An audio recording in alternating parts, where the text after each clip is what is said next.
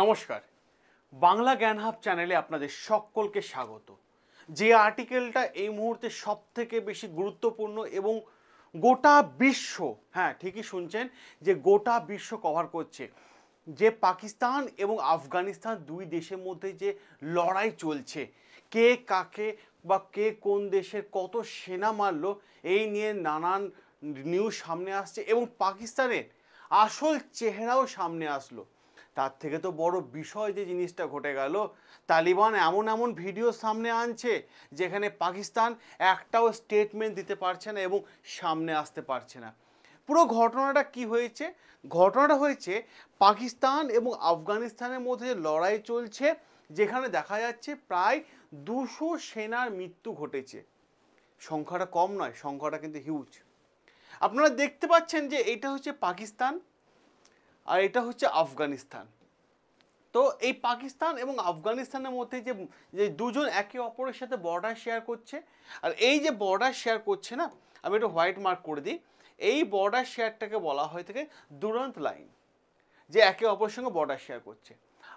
পাকিস্তান প্রথম থেকে কি করতে গেল, পাকিস্তান এখন নিজেকে অনেক বেশি প্রমোট করছে, কারণ সবসময় পাকিস্তান নিউজে চর্চাই থাকছে। পাকিস্তান সবার প্রথম কি করতে গেল, এদের কাবুলে অ্যাটাক করে দিল। কাবুলে কাউকে না জানিয়ে রাত্রেবেলায় বেশ কয়েকটা ফাইটার জেট পাঠিয়ে দিল এবং কাবুলে আক্রমণ হয়ে গেল। যখন কাবুলে আক্রমণ হয়ে গেল, আফগানিস্তান কিন্তু সঙ্গে সঙ্গে পাকিস্তানকে রিপ্লাই দেয়নি। আফগানিস্তান বুঝতে পারছিল এই ঘটনাটা কে ঘটিয়েছে, কিন্তু আফগানিস্তান বলেছিল যে যতক্ষণ না পূর্ণ তদন্ত হচ্ছে কে ঘটনাটা ঘটিয়েছে ততক্ষণ আমরা কোনো স্টেপ নেব না। তো আফগানিস্তান 24 ঘন্টার টাইমের মধ্যেই সেও কিন্তু খেলা দেখিয়ে দিল। কি খেলা দেখিয়ে দিল?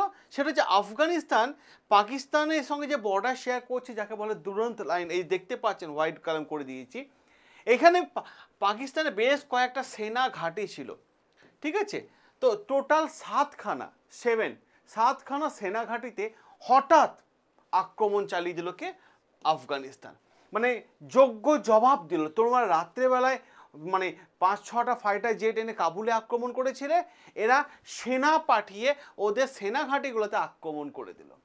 আর যখনই আক্রমণ করে দিল, তখন এই আক্রমণের সঙ্গে সঙ্গে পাকিস্তানও ফাইটার জেট পাঠায় এবং আফগানিস্তানেও বেশ কিছু মানে হেলিকপ্টার পাঠিয়ে দুজনের মধ্যে লড়াই, এবং এই লড়াইটা মাত্র 5-10 মিনিট কি আধা ঘন্টার লড়াই নয়, চলেছিল কয়েক ঘন্টা ধরে লড়াই। এবার আমি আপনাদের সামনে আর্টিকেলটা দেখাই। যে বিষয়টা সব থেকে বেশি গুরুত্বপূর্ণ এই মুহূর্তে, কে কতগুলো সেনা হত্যা করেছে। কারণ আপনারা জানেন যে পাকিস্তান মানে ঝুটের পর ঝুট, মিথ্যা কথা বলেই যায়। পাকিস্তানের মেন চরিত্রটা সামনে আনলো কে? আফগানিস্তান। যে খেলাটা এতদিন পাকিস্তান খেলতো, সেম খেলা, পুরো খেলাটা ঘুরিয়ে দিয়ে আফগানিস্তান খেলছে। ইস্যুটা কি হয়েছে?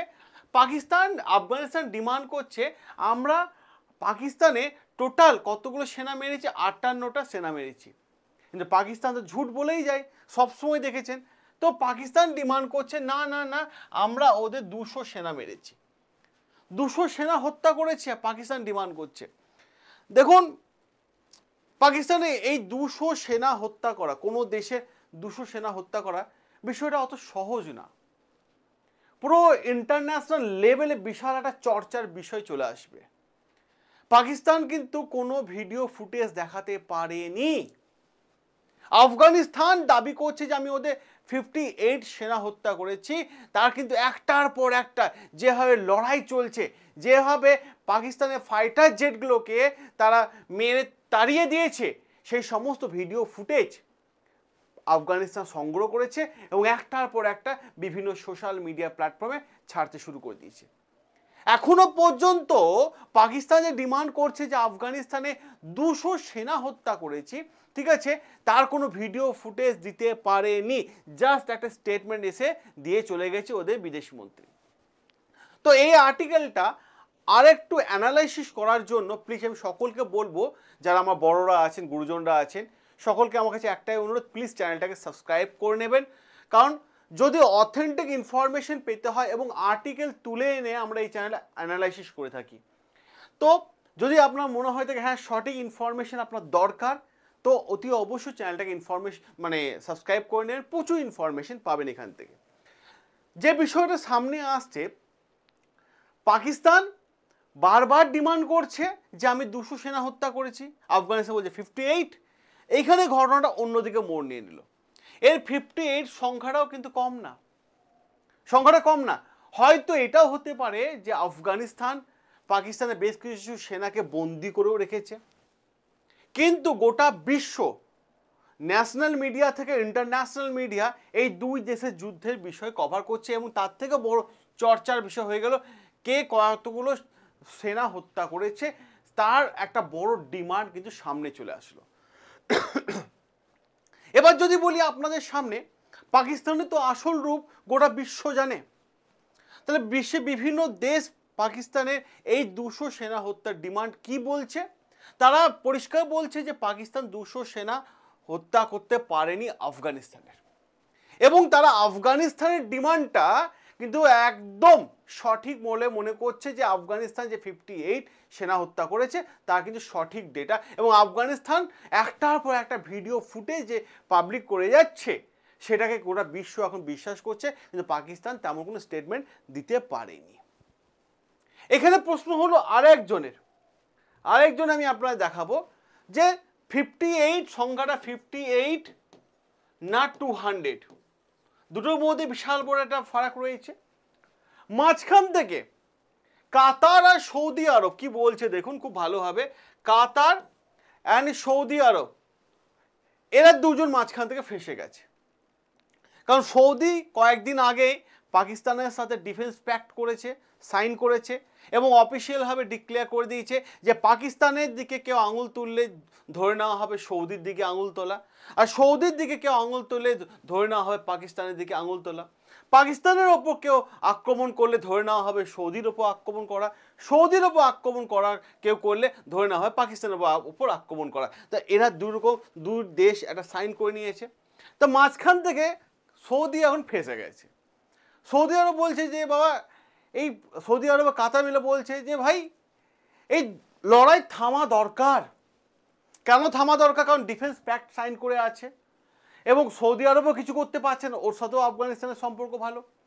বিষয়টা এই জায়গায় হয়ে গেছে খেলাটা, যে সৌদির এখন ডিমান্ড হয়ে গেছে মিডিল পার্সন, যে এদিকে আফগানিস্তান এদিকে পাকিস্তান। সৌদি বলছে এ ভাই এ পাকিস্তান তো আমার বডিগার্ড, তো এ লড়াই আমার মনে হয় থামানো উচিত বা থেমে যাওয়া উচিত, দুই দেশের মধ্যে লড়াই না চললেই ভালো, কারণ সৌদি এখন ফেসে গেছে। এমন ঘটনা কিন্তু ঘটেছে। কারণটা কি?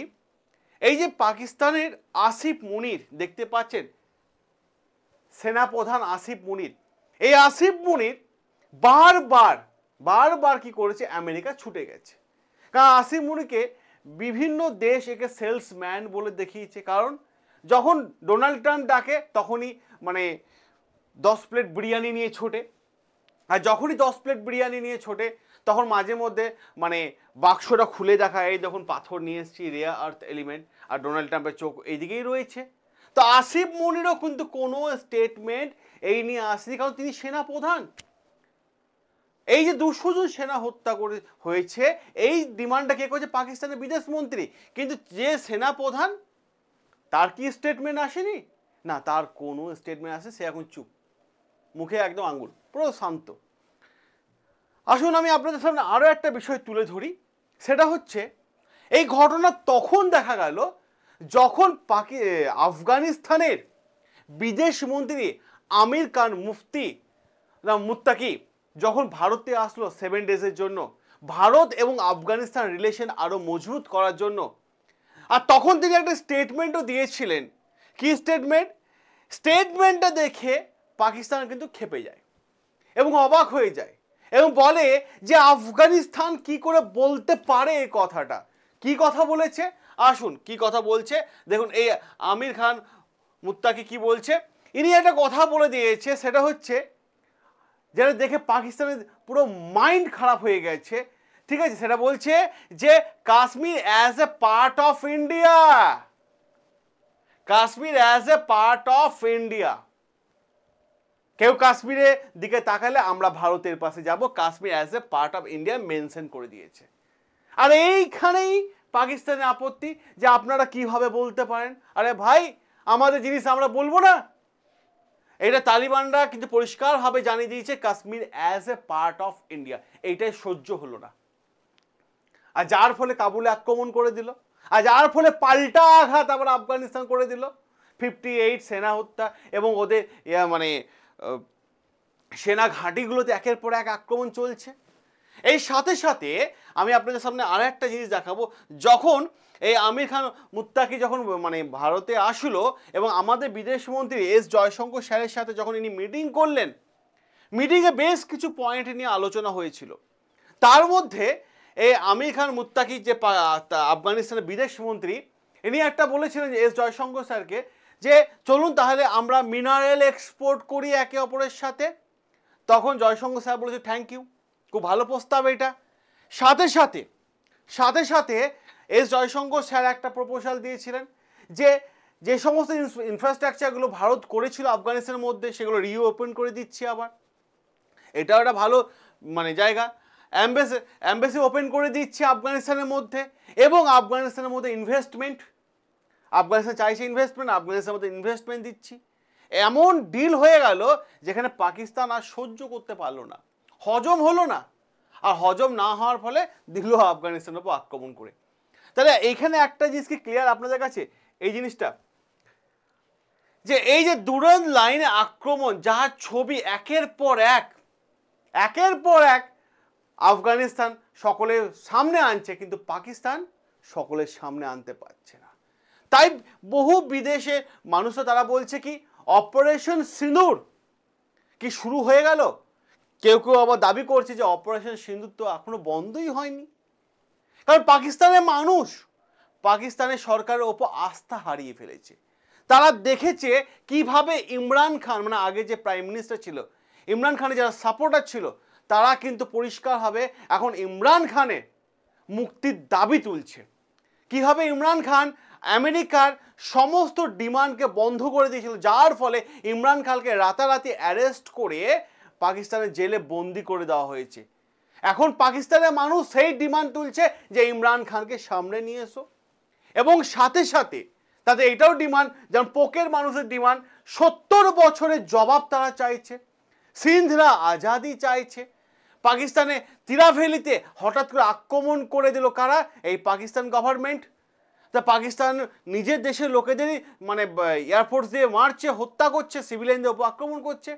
এমন ঘটনা কিন্তু ঘটেছে প্রপার পাকিস্তানের মধ্যে।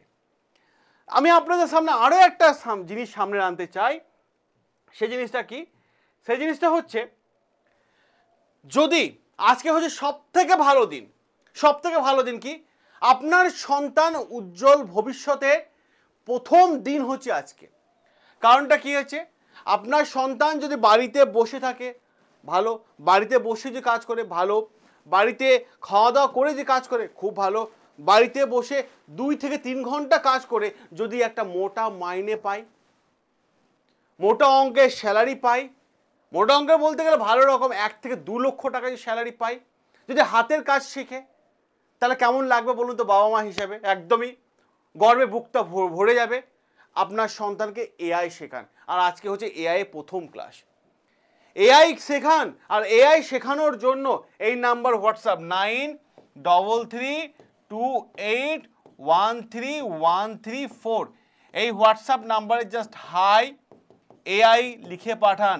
আমাদের টিম উইদিন এ সেকেন্ড আপনাকে গ্রুপ জয়েনের লিঙ্ক পাঠিয়ে দেবে, এবং এআই আপনার সন্তানকে ভবিষ্যৎ উপহার দিন, উজ্জ্বল ভবিষ্যৎ, অন্ধকার থেকে আলোয় নিয়ে আসুন আপনার সন্তানকে, এবং এআই শেখান। বর্তমান সমাজে এআই যুগ। যদি আপনার সন্তানের হাতে যে একটা অ্যান্ড্রয়েড মোবাইল থাকে তাহলে সে এআই শিখতে পারবে, এবং এআই শেখার জন্য তাকে কোথাও যেতে হবে না, বাড়িতে বসে শিখবে, অনলাইনের মাধ্যমে শিখবে। এবং আমাদের কাছে ইন্ডিয়ার বেস্ট টিচার আছে কল্লোল স্যার এআই এক্সপার্ট, যিনি তো আপনাদের এআই শেখাবেন। কারণ দেখতেই পাচ্ছেন বিভিন্ন কর্পোরেট সেক্টরে এআই এক্সপার্টরা রয়েছে, কিন্তু কর্মী ছাঁটাই চলছে, কারণ যারা এআই এক্সপার্ট তারা কিন্তু টিকে রয়েছে। তো এআই আপনার সন্তানকে শেখান, উজ্জ্বল ভবিষ্যৎ একটা উপহার দিন গার্জেন হিসাবে, তাতে আপনার সন্তান অনেক বেশি ফিউচারে অনেক বেশি তার মানে উজ্জ্বল আলোয় আলোকিত থাকবে। সকলে ভালো থাকবেন, সুস্থ থাকবেন, সাবস্ক্রাইব করে নেবেন বাংলা জ্ঞান হাব। দেখা হবে আপনাদের সাথে নতুন আরও একটা আর্টিকেল নিয়ে।